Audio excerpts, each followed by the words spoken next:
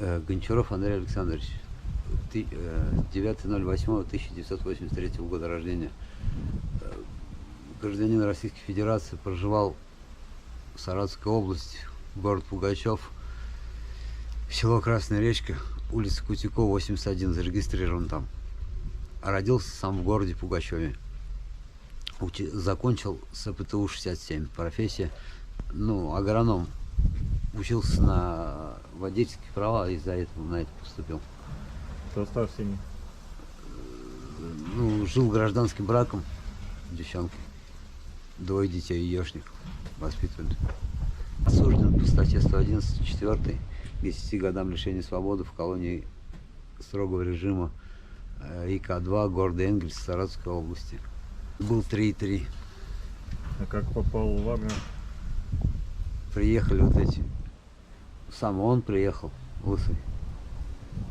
И с ним человек 4, наверное. 2 здоровых еще, нет, даже 5. И 3, такие средние ростом. Выстрелили всю колонию. Он сказал: что, хотите пораньше домой? Да. Тогда выходите из строя. Не, он изначально сказал: выходите из строя те, кто служил или принимал участие в боевых действиях. Вот они вышли, он что-то им отдельно сказал. И потом говорит: мне еще нужны люди, которые, будут помогать, то есть, копать, выносить раненых, убитых. Все, в общем, набралось 176 человек. А куда повезли? Не сразу повезли, а где-то прошло, я не помню точно сколько дней. Потом нас собрали в клубе, сказали: сейчас приедут под вечер. Никто не приехал, мы сидели до утра. Он сказал: сейчас в 7 утра, там я не знаю, что у них не получается. В 7 утра опять никто не пришел. К обеду только зашли воронки, нас загрузили и повезли в аэропорт. Аэропорт, в Энгельсе, где я отбывал срок, он прям рядом, военный аэропорт. Там было, очень много этих, не только наш лагерь, много воронков. Долго стояли, самолета не было. Потом загрузили вот нас, все, и летели до Ростова. В Ростов прилетели, там погрузили в автобусы, тронулись. Я так понял, недолго ехали. Мне кажется, мы не выезжали с Ростова, остановились с правой стороны, где-то метров 150, наверное, стоял ангар. Туда по 10 человек направляли бегом. Туда заходили, там стояли люди уже с вещами. То есть, ранец такой большой. И вещи выдавали. Форму, шляпу, нательное белье, 2 нательных, перчатки, фонарик. И спальник с ковриком. Все, по-моему. Нет, на полигон мы не ездили. Не тренировали вообще? Нас привезли, дальше в автобусы загрузили, привезли на Дружбу. Это мне там потом уже сказали, что лагерь был какой-то детский, или я не знаю. Хотя на столовой было написано какая-то ВУ часть. Может, потом было, я не знаю, короче. А так вот, как лагерь был. Туда привезли уже ночью. Нас построили. Бородатый какой-то. Я не знаю, он вагнерец сам. Как потом мне за него рассказывали, что он с Ахмата перешел туда. Вот. Нас разместили.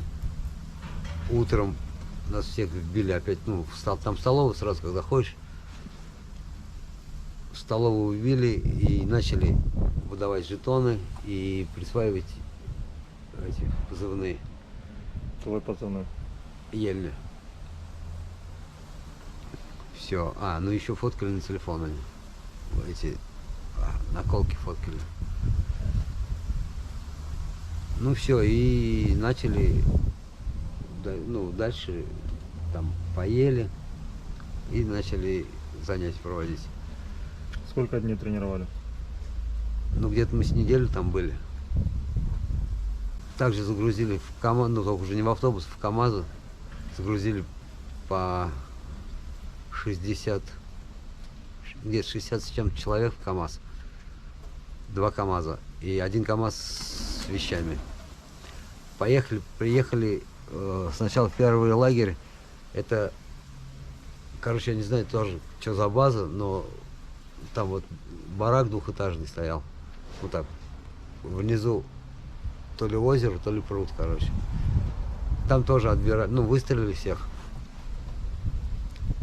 Дед тоже какой-то, ну, уже такой мужик с бородой, с лопаткой, саперской. Начал лопаткой там всех. Зачем? Ну, кто-то вышел там без спроса или что-то. Каска не застегнута. И не по каске, и не вот так вот, а острием прям одному пацану это плечо. Я вот на это все смотрю, я говорю, это что вообще, куда приехали? Ну, он, короче, отобрал там 150 человек, ну, вот так визуально, как на вид. Остальных у нас осталось 49 человек, только уже с седорами нас забили в КАМАЗ и повезли в другой лагерь. Это, я не знаю его название, но там пятиэтажка была. Тоже долго ехали, ну, как долго, часа полтора, может. Приезжали в город какой-то, ну, потому что видно было в этих прорезах много огней там. Туда приехали, разместили во второй подъезд, на второй этаж. Ну, у нас было только саратовские вот эти 49 человек. А потом привезли остальных саратовских тоже туда, всех. А вооружение какое было? Автоматы. А, кроме автоматов ничего? Нет. Куда Дали автоматы, 4 магазина, но патрон не давали. патроны выдали здесь уже? Да, вот когда сюда приехали, селили, трехэтажка была разбитая. Ну, как они сказали, то здесь только один подъезд. Ну, на три этажа расформировывайтесь там по квартирам.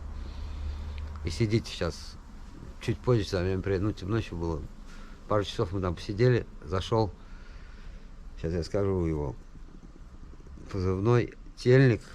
Он как старшина, он представился там.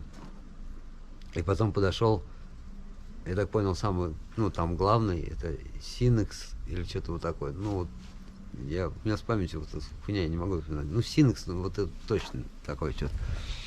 Вот. Подошел, записал всех эти позывные, номер жетона. И сказал, сейчас подойдет машина, 15 человек. Отходите в сторону. И сейчас поедете, ну, дальше.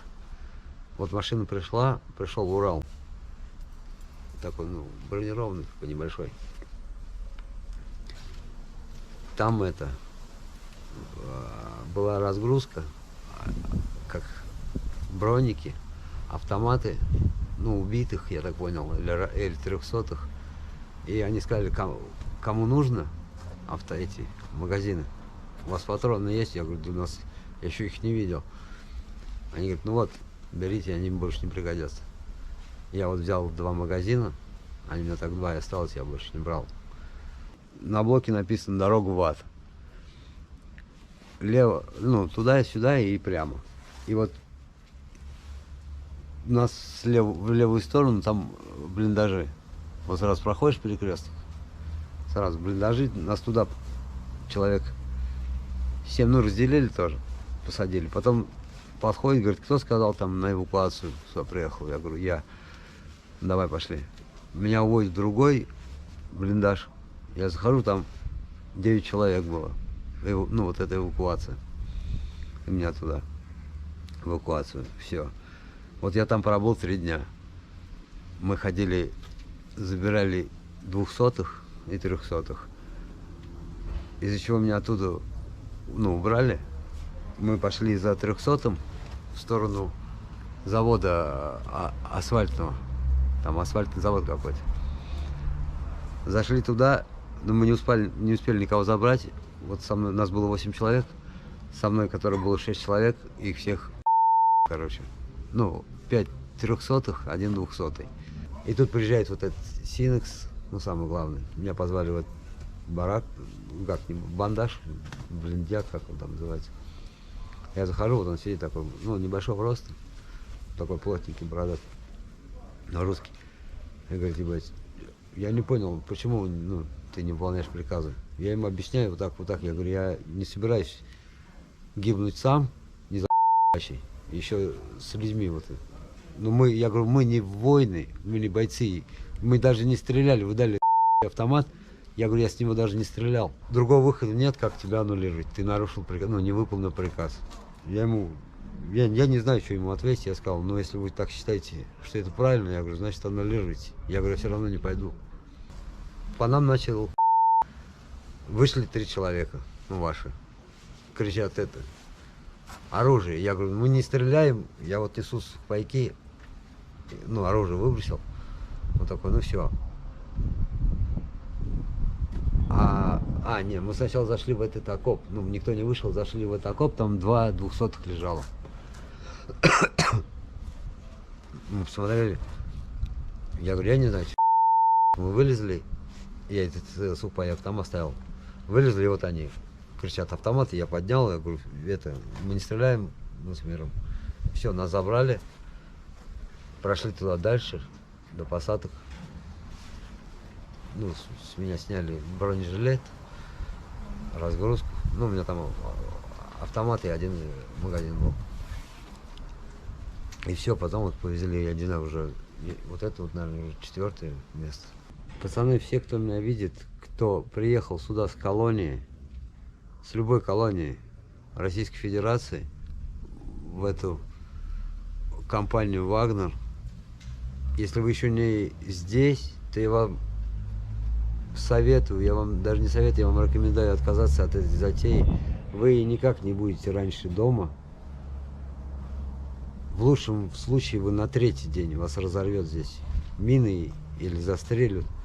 Но в любом случае вы не вернетесь домой, никто.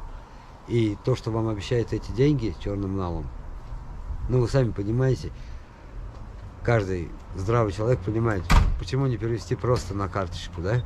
Нет, они сказали, будем только в руки отдавать деньги. Это же сейчас такое время, что это развод. Так что я всем, кому дорогие их жизни, и кто хочет встретиться со своей семьей, лучше досидите в